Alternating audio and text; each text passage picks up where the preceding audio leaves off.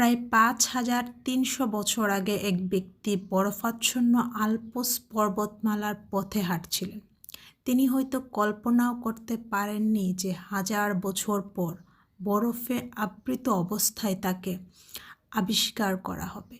১৯৯১ সালে ২ পর্বতারোহী অস্ট্রিয়া থেকে ইতালির সীমান্তবর্তী উত্তজাল আল্পসের বরফের নিচে এক বিস্ময়কর আবিষ্কার করেন, একজন মানুষের সংরক্ষিত দেহ। ইতিহাসে তিনি পরিচিত হন ওরজি দ্য আইসম্যান নামে। বরফে আটকে থাকার ফলে তার শরীর, পোশাক ও বিজ্ঞানীদের প্রাগৈতিহাসিক যুগের জীবনযাত্রা সম্পর্কে অজানা সব তথ্য পাওয়া গিয়েছে।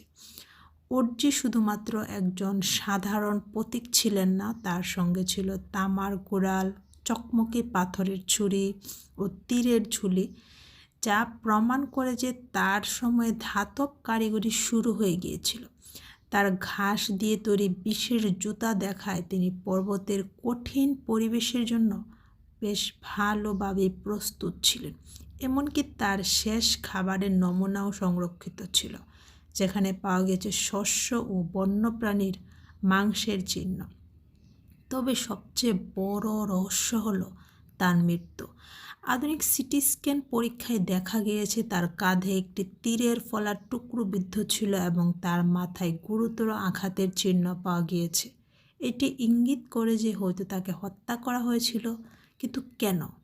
তিনি কি শত্রুর হাতে আক্রান্ত হয়েছিলেন, নাকি ছিলেন একজন যোদ্ধা বা পলাতক ব্যক্তি? তার মৃত্যু এখনও রহস্য হয়ে রয়েছে। এমনও হাজার বছরের পুরনো মৃত্যু রহস্যের আজও কোনো কুল কিনারা করতে পারেনি বিজ্ঞানীরা।